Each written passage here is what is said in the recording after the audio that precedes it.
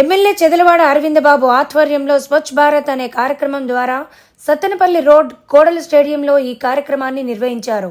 సంవత్సర కాలంలో స్వచ్ఛ భారత్ అనే కార్యక్రమాన్ని విజయవంతం చేసుకున్నామని అన్నారు. ఎమ్మెల్యే చెదలవాడ ఒక సంవత్సర కాలంలో కూటమి ప్రభుత్వం, దేశ ప్రధాని నరేంద్ర మోడీ, రాష్ట్ర ముఖ్యమంత్రి చంద్రబాబు నాయుడు, రాష్ట్ర ఉప ముఖ్యమంత్రి పవన్ కళ్యాణ్ సారథ్యంలో అన్ని వర్గాల వారు సంతోషంగా ఉన్నారన్నారు. రాబోయే రోజుల్లో కోడలి స్టేడియంకు పూర్వ వైభవం తీసుకొస్తానని చెప్పారు. మాజీ మున్సిపల్ చైర్మన్ నాగసరప సుబ్బరాయ గుప్తా, కపలవాయి విజయ్ కుమార్, వాగ్దేవి విద్యా సంస్థల డైరెక్టర్ రాయల శ్రీనివాసరావు, కొల్లి బ్రహ్మయ్య, వాసిరెడ్డి రవి, జనసేన పార్టీ వీర మహిళా నేత సుబ్బమ్మ కలిసికట్టుగా అభివృద్ధి చేసేందుకు నడుం బిగించారు. కానీ డైలాగులు ఎందుకు? మీడియా సోదరులందరికీ కూడా శుభోదయం. మరి ఇవాళ నర్సరావుపేట పట్టణంలో డాక్టర్ కోడలి గారి ఇండోర్ స్టేడియం దగ్గర మరి అందరం కూడా ఉన్నాము. ఈ స్టేడియాన్ని డాక్టర్ కోడలి గారు ఆ రోజు ఎంతో మక్కువతో కట్టించడం జరిగింది. దాదాపు 26 ఎకరాలు స్థలంలో ఈ స్టేడియాన్ని కట్టించడం జరిగింది. ఎంతో ఘనంగా ఈ స్టేడియాన్ని తీర్చిదిద్దారు. ఈ స్టేడియంలో అన్ని వసతులు కూడా ఉన్నాయి. జిమ్ చేయడానికి కానీ, క్రికెట్ ఆడటానికి, వాలీబాల్ ఆడటానికి, షటిల్ ఆడటానికి, షటిల్ ఇండోర్ స్టేడియం కూడా ఉంది. అదేవిధంగా స్విమ్మింగ్ పూల్ కూడా ఇక్కడ ఏర్పాటు చేయడం జరిగింది. మరి కాలక్రమేణా గడిచిన 5 ఏళ్లలో మరి వ్యవస్థ అంతా పాడైపోయింది. వాళ్ళ స్టేడియం కూడా రూపురేఖలు మారిపోయినాయి. మరి ఇటువంటి కార్యక్రమాల్లో ఇక్కడ దాదాపు వాకర్స్ అందరూ కూడా రోజుకు 2000 నుంచి 3000 మంది వస్తారు. అందరూ కూడా మరి స్టేడియాన్ని అప్గ్రేడ్ చేయమని అడుగుతూ ఉన్నారు. మరి పారిశుద్ధ్యం కూడా బాగా తగ్గిపోయింది. వాకింగ్ ట్రాక్ కూడా రాళ్ళు ఉన్నాయి.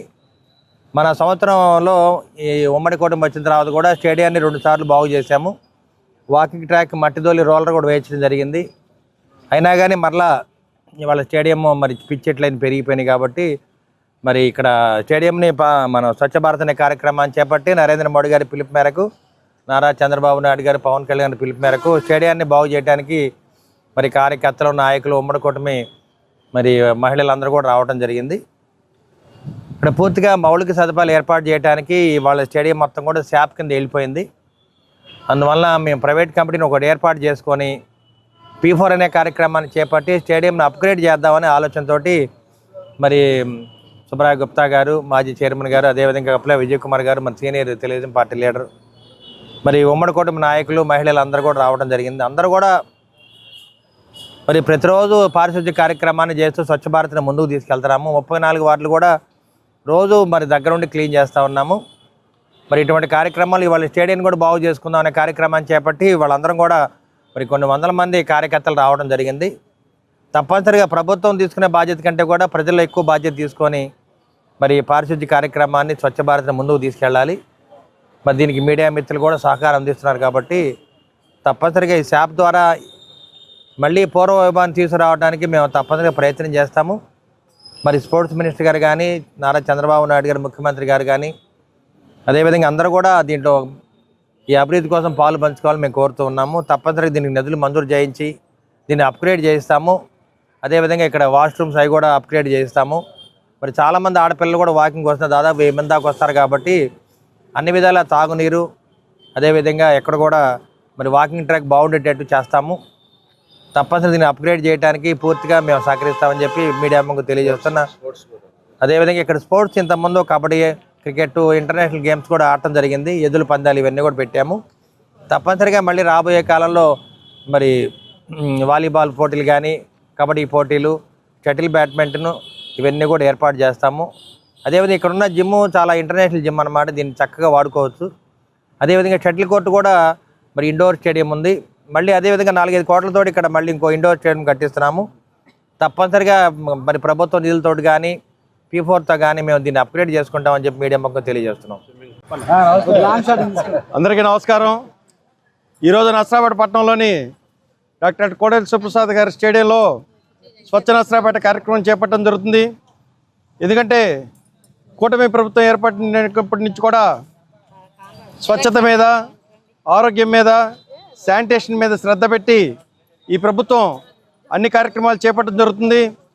గత వైసీపీ ప్రభుత్వ హయాంలో పనులన్నీ మరుగున పడి చెత్త పన్ను వేశారు ఇంటింటికి.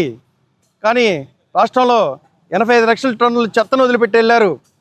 సాగునీటి కాలువలు వేయి ఒక్కటి గుర్రపు డేక తీయటం కానీ, సిల్ట్ తీయటం కానీ, మురుగు కాలువల్లో పూడికలు తీయటం కానీ, సాగునీటి వ్యవస్థని, తాగునీటి వ్యవస్థని నిర్లక్ష్యం చేసి రాష్ట్రాన్ని అధోగతి పాలు చేశారు. ప్రజావేదిక కూల్చిన కానీ స్టార్ట్ అయ్యి కూల్చడం, కాల్చడమే లక్ష్యంగా వైసీపీ ప్రభుత్వ హయాంలో పాలన సాగింది. కానీ కూటమి ప్రభుత్వం ఏర్పడిన తర్వాత అభివృద్ధి ధ్యేయంగా సంక్షేమమే లక్ష్యంగా ఈ రాష్ట్రం పనిచేస్తుంది. దానికి ఉదాహరణగా ముందుగా ప్రజల ఆరోగ్య అవసరమైన శానిటేషన్ మీద దృష్టి పెట్టి ప్రతిరోజు కూడా నసరాపేట నియోజకవర్గంలో మురికాలలో పూడికి తీయటం, మెయిన్ కాలంలో సిల్ట్ తీయటం, ఇటువంటి శానిటేషన్ బ్లీచింగ్ కార్యక్రమాలు చేపట్టడం జరుగుతుంది. అలాగే మున్సిపాలిటీని గత ప్రభుత్వ హయాంలో మున్సిపాలిటీ నిధులన్నీ దోచుకోవడం జరిగింది. నిధులు నింపుతున్న మున్సిపాలిటీని P4 పద్ధతిలో దాతల నుంచి మున్సిపాలిటీకి కావాల్సిన శానిటేషన్ సామాగ్రిని, మున్సిపాలిటీకి కావాల్సిన యంత్ర సామాగ్రిని దాతల నుంచి సేకరించి నసరాపేట మున్సిపాలిటీలో అన్ని పథకాలు చేపట్టడం జరుగుతుంది. ఈరోజు నసరాపేటలో కోడెల శివప్రసాద్ స్టేడియం అంటే చుట్టుపక్కల ఉన్న ప్రతి నియోజకవర్గంలో కూడా ఇటువంటి ఆధునిక స్టేడియం లేదని పేరు.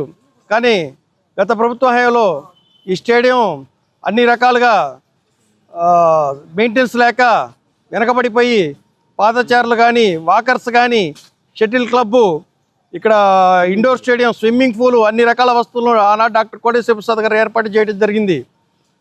ఆయన రాష్ట్రంలో ఉన్న అన్ని మంత్రులు తీసుకొచ్చి, అన్ని శాఖల మంత్రులు కూడా ఇక్కడ వాళ్ళ ద్వారా ఆ శాఖల నుంచి నిధులు రాబట్టి స్టేడియాన్ని అధునాతన హంగులతో జిమ్, ఇట్లా అన్ని రకాల అధునాతన వస్తువులు కూడా ఏర్పాటు చేయడం జరిగింది. కానీ గత ప్రభుత్వం నిర్లక్ష్యం వల్ల స్టేడియంలో చాలా వరకు నిర్మాణాలు పాడటం జరిగింది. కానీ ఈనాడు శాసనసభ్యులు డాక్టర్ చదలవాడ అరవింద్ బాబు గారు మళ్ళీ శానిటేషన్ మీద, నసరాపేటలో ఉన్న పార్కుల మీద, స్టేడియం మీద దృష్టి పెట్టి ఈరోజు కూటమి ప్రభుత్వం ఏర్పడిన తర్వాత జనసేన, తెలుగుదేశం నాయకుల, కార్యకర్తలు, ప్రజల సహకారంతో ప్రతి చోట శానిటేషన్ కార్యక్రమాన్ని చేపట్టి నసరాపేటని స్వచ్ఛ నసరాపేటగా తీర్చిదిద్దాలనే ఆశయంతో ఆయన పనిచేస్తున్నారు. దీనికి ఇన్ని స్ఫూర్తిగా తీసుకొని నేడు రాష్ట్రంలో ప్రతి 3వ శనివారం కూడా రాష్ట్ర ప్రభుత్వం క్లీనింగ్ చేపట్టి స్వచ్ఛ ఆంధ్రప్రదేశ్ చేపట్టడం చాలా మన నసరాపేటకి గర్వకారణంగా చేపట్టుకోవచ్చు. ఈ విధంగా స్థానిక శాసనసభ్యులు డాక్టర్ చదలవాడ అరవింద్ బాబు గారి నాయకత్వంలో నసరాపేటలో ప్రజలందరూ కూడా భాగస్వాములై ప్రతి ఒక్కరు కూడా నసరాపేటలో పరిశుభ్రత, శానిటేషన్ వ్యవస్థలో పాలుపంచుకొని ఆరోగ్యమే మహాభాగ్యం అని ఆ రోజు ఏదైతే మహాత్మా గాంధీ గారు చెప్పారో, మన పరిసరాల పరిశుభ్రంగా ఉంటేనే మన ఆరోగ్యంగా ఉంటా నిజం చేయడానికి ప్రజలు కూడా నసరాపేటలో నియోజకవర్గం ప్రజలు కూడా కృషి చేస్తున్నారని చెప్పి సంతోషపడుతూ జై హింద్.